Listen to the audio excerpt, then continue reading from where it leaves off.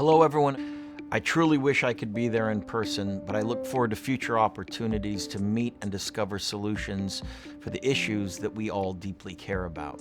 Climate change is the issue that we all must be profoundly alarmed by. For the past 3 years, I've been on a remarkable journey making the documentary film Before the Flood to show how this crisis is changing the natural balance of our planet and threatening our future on it.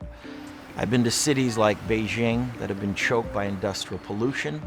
I've seen ancient boreal forests in Canada that have been clear-cut, and rainforests in Indonesia that have been incinerated for natural resource development. In India, I met farmers whose crops have literally been washed away by historic flooding. In America, I've witnessed unprecedented droughts in California and sea level rise flooding the streets of Miami. In Greenland and in the Arctic, I was astonished to see that ancient glaciers are rapidly disappearing well ahead of scientific predictions.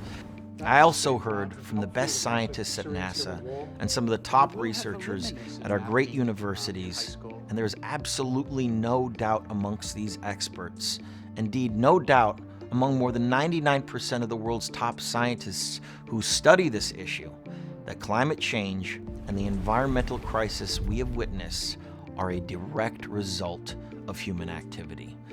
These top scientists also warn us that the impacts will become exponentially worse in the not-so-distant future. 15 of the 16 hottest years ever recorded on Earth have occurred since the year 2000.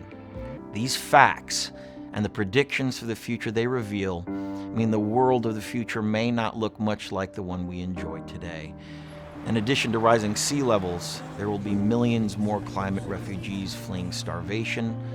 There will be flooding, there will be droughts, and conflicts over shrinking resources. Natural forest wildfires that once burned a few months a year during the summer will soon rage all year long. And storms like Hurricane Sandy or Katrina, which should happen only once in 100 years, will now happen more often and cause even more damage. But there is also reason for hope. Renewable energy, clean fuels, and putting a price on carbon are beginning to turn the tide. But we must scale up these solutions and get them in the hands of everyone everywhere right now. Because this transition is not only the right thing for our environment, it makes clear economic sense.